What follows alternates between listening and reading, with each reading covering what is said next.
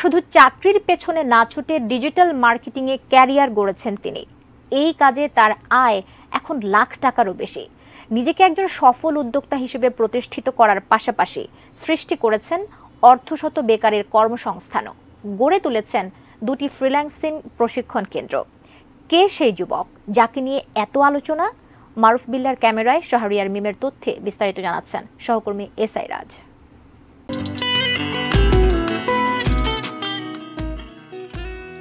2013 সালে অনলাইনে প্রথম ব্যবসা শুরু করেন তিনি। পরিশ্রম আর সততা দিয়ে অল্প সময়ের মধ্যেই পান সফলতা। বর্তমানে নিজ প্রতিষ্ঠানের সিইও তিনি। বলছিলাম রংপুরের তরুণ উদ্যোক্তা আবু সাইমের কথা। সাইমের প্রতিষ্ঠান দুটির নাম ইনবক্স আইটি সলিউশন এবং সাইম একাডেমি। এখানে ফ্রিল্যান্সিং প্রশিক্ষণ নিয়ে অনেক তরুণ তরুণী হয়েছেন স্বাবলম্বী। ফ্রিল্যান্সিং পেশাটা যেহেতু একটা মুক্ত পেশা, একটা মুক্ত সময় থাকে, আমার মন চাইলে আমি রাতে করতে পারছি বা ফ্রি টাইমে করতে পারছি। তো ওই অনুযায়ী যদি ভাবা যায় সেক্ষেত্রে আমার কাছে মনে হয় ফ্রিল্যান্সিংটা অনেক সুবিধাজনক একটা পেশা। কারণ এখানে আমি আমার সময় সুযোগ অনুযায়ী আমি সময় এখানে দিতে পারছি, আর এখান থেকে আমার ভালো আর্ন করতে পারছি। তো কেন আমি চাকরির পিছনে ছুটবো? আমি দীর্ঘদিন ধরে বেকার ছিলাম।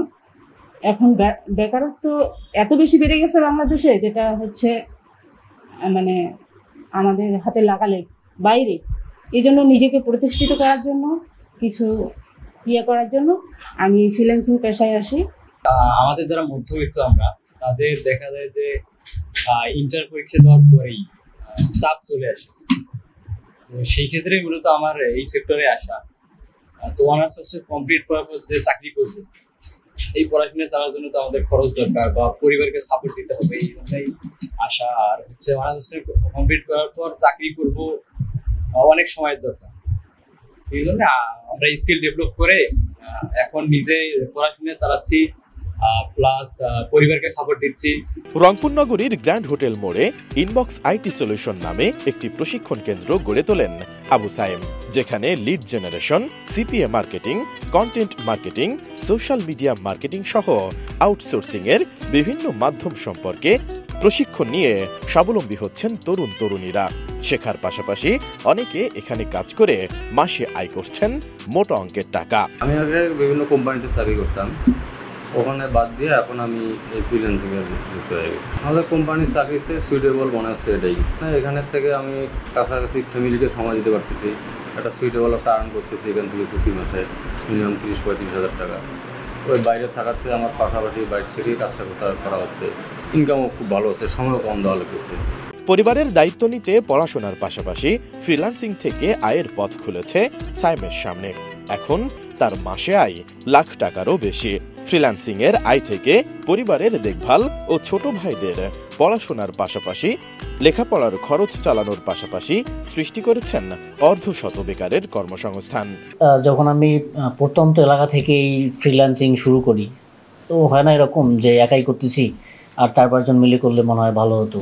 তো 4-5 জন মিলে যখন করলাম, তখন চিন্তা আসলো যে একটা অফিস দিলে কেমন হয়। অফিস থাকলো, আমরা কাজকাম করলাম, মানে এরকম একটা ফিল্ড থেকে মূলত এই কাজগুলো করা। তো এই ছোটোখাটো চিন্তা থেকেই মূলত তখন আবার একটু ব্রড মাইন্ডের চিন্তা করলাম যে আসলে এটা বড় করে করা যায় কিনা, বা শুধু আমরা আমাদের মধ্যে সীমাবদ্ধ না থেকে যদি আশপাশের মানে এলাকার কেউ এটা থেকে ভালো কিছু করে বা দেশের কেউ ভালো কিছু করে, এটা তো খুবই ভালো। তাছাড়া এই রেমিটেন্স যোদ্ধা এই বাংলাদেশে কিন্তু রেমিটেন্স মানে খুব বেশি, মানে আর্থিকভাবে কিন্তু এটাকে আমাদের বাংলাদেশকে অনেক সাপোর্ট দিচ্ছে। তো সেই জায়গা থেকে এটা আসলে মোটেও আসলে খারাপ বিষয় না। এই প্রতিষ্ঠান মূলত 2017 সালে জানুয়ারি ফেব্রুয়ারি এরকম হবে, এরকম থেকে যাত্রা শুরু হয়েছে আমার। তো তখন থেকেই মূলত মানে ছোটো পরিসরে শুরু করলেও এখন মোটামুটি একটা মধ্যম অবস্থার মধ্যে আছি আর কি। এখানে আমাদের অনলাইন অফলাইন 2 শিফট মিলে আমাদের মোটামুটি 100 জনের মতো কাজ করতেছে। তাছাড়া ভার্চুয়ালি এবং আমি যাদেরকে প্রশিক্ষণ দিয়েছি, তো সবকিছু মিলে প্রায় 4,500-5,000 মতো আমাদের টোটাল আছে আর কি। বিশ্বমানের থার্মিক্স রড, সালাম স্টিল থার্মিক্স, দেশের একমাত্র থার্মিক্স রড। তবে সায়েমের সফলতার পথটা অতটা সহজ ছিল না। রংপুরের গঙ্গাচড়া উপজেলার দোলাপাড়া গ্রামের মৃত আব্দুল আওয়ালের ছেলে সায়েম সারাদিন গুগল ও ইউটিউব সহ বিভিন্ন সাইট ঘেটে ফ্রিল্যান্সিং এর ধারণা রপ্ত করতে থাকেন তিনি। সেই ধারণা কাজে লাগিয়ে মাত্র 23 বছর বয়সেই পেয়েছেন সফলতা।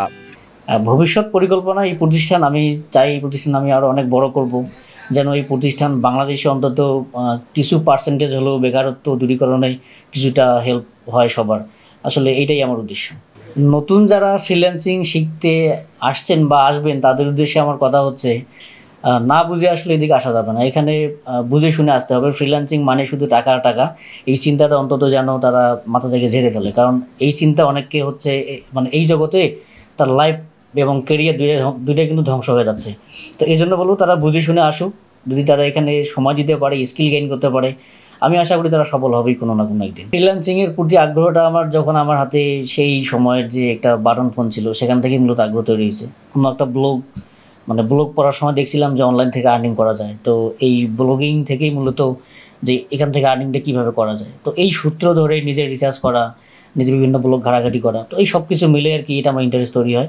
সেখান থেকেই বলতে পারেন যে আমার ফ্রিল্যান্সিং যাত্রা শুরু। এবং এই লাইনে আমার কোনো আসলে বলেন যে কোনো টিচার বা কোনো মেন্টর, অন্তত এই লাইনে আমার নাই। যা শিখেছি সব আমি নিজে রিসার্চ করে শিখেছি, বিভিন্ন ব্লগিং। সেই সময় তো আপনার ইউটিউব এত অ্যাভেলেবল ছিল না। যখন আসলে শিখেছি সবগুলো বিভিন্ন হচ্ছে দেশি বিদেশি বিভিন্ন ব্লগ সাইট আছে, ইংলিশ কন্টেন্টের ব্লগ সাইট, বাংলা কন্টেন্টের ব্লগ সাইট, তো সবগুলো ঘেটে ঘেটে মূলত আমার এই ধারণাগুলো রপ্ত করা। আমি চাই আসলে আমি যেটা কষ্ট করে শিখেছি, আমি চাই যে এটা যেন খুব সহজেই সবার মাঝে আসলে ছড়িয়ে দেওয়া যায়। এই চেষ্টাটা আমি সর্বদাই করি। কারণ আমার মতো যেন তারা আসলে কষ্ট না করে। আসলে রিসার্চ করে শেখাটা এটা খুবই একটা কষ্টের কাজ।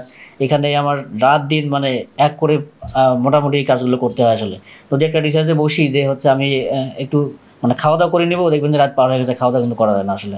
তো এটা মোটামুটি রিসার্চটা একটা কষ্টের জায়গা। তো আমি চাই যে যারা আসলে এদিকে আসতে চায়, আমি চাই যে আমার যে নলেজগুলো আছে এগুলো খুব ইজিলি আমি শেয়ার করবো, যেন তারা খুব দ্রুত সফল হতে পারে। বর্তমান প্রজন্মের ছেলেমেয়েরা পড়াশোনার পাশাপাশি কিছু করতে চাইলে ফ্রিল্যান্সিং হতে পারে আয়ের অন্যতম মাধ্যম। ফ্রিল্যান্সিং সেক্টরে প্রতিদিন 8 থেকে 10 ঘন্টা কাজ করে বেকারত্ব ঘোচানো সম্ভব বলে অভিমত তার। SI রাজ, ATN নিউজ।